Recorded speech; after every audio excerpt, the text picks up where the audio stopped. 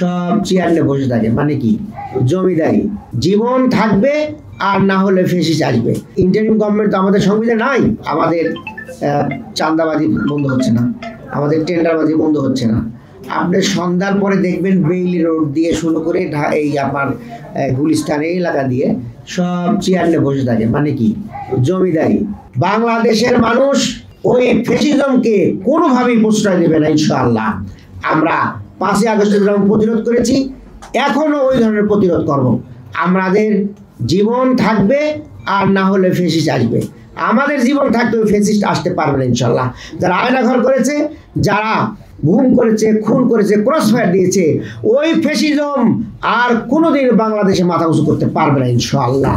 এখানে সেই ধরনের মানুষ এখনো আছে, তারা এগুলোকে প্রতিরোধ করবে। আমরা মনে করি যে আগামী দিনে যদি বাংলাদেশে নেতৃত্ব দিতে হয়, ছাত্ররা কিন্তু অলরেডি দেখাই দিয়েছেন, যদি নিজেরা পরিবর্তন না হন তাহলে জনগণও আপনাদেরকে ওইভাবেই দেখাই দেবে ইনশাআল্লাহ। প্রিয় ভাইয়েরা, আজকে গণভোটটা দিয়ে দেন, আগে দেন। আমরা তো দেখেছি যে 17 দিনের ব্যবধানে গণভোট হয়েছে, 21 দিনের ব্যবধানে গণভোট হয়েছে, 28 দিনের ব্যবধানে গণভোট হয়েছে। তাহলে আমাদের এখন গণভোট করতে অসুবিধা কোথায়?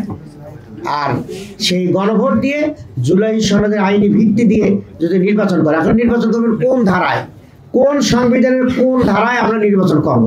নির্বাচন তো করতে হবে জুলাই সনদের এই ধারায় আমাদের করতে হবে, এই আইনি ভিত্তির উপরে আমাদের ইলেকশন করতে হবে। একদম ইন্টারিম গভর্নমেন্ট তো আমাদের সংবিধান নাই, তাহলে আমি কি সংবিধান দিয়ে এই কাজটা করব? আমাদের এই ছাত্রদেরকে যদি আরেকটু আরবি ভাষাটা ভালো করে শিখিয়ে তাদের কিছু টেকনিক্যাল জ্ঞান দিতে পারি, মধ্যপ্রাচ্যের গোটা এলাকা আমরা দখল করে নিতে পারি।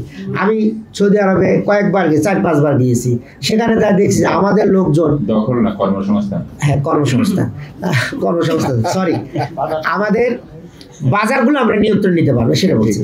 আপনার যাই দেখি যে এরা পরে ঝাড়ুদার মরুভূমির ভিতরে কঠিন রোদের মধ্যে ঝাড়ু দিচ্ছে, অথচ টেকনিক্যাল পয়েন্টগুলো সব ইন্ডিয়ান লোকজন দখলে আছে। আপনার ট্যাক্সি চালাইতেছে কারা? ইন্ডিয়ান লোকজন।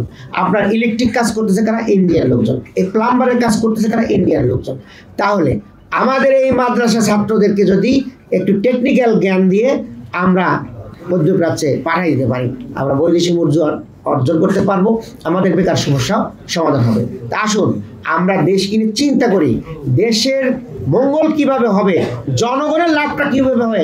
আমাদের আমির সাহেব ঘোষণা দিয়েছেন যে বাংলাদেশ জামাত ইসলামের কোনো এমপি বা মন্ত্রী যদি হয় ট্যাক্স ফ্রি গাড়ি কেউ নেবে না, কোনো প্লট এবং ফ্ল্যাটের জন্য আবেদন করবে না, কোনো প্রজেক্টের টাকা তার হাতে তুলে নেবে না, এরা হবে জনগণের সেবক। এটা আমাদের চ্যালেঞ্জ আমরা দিয়েছি।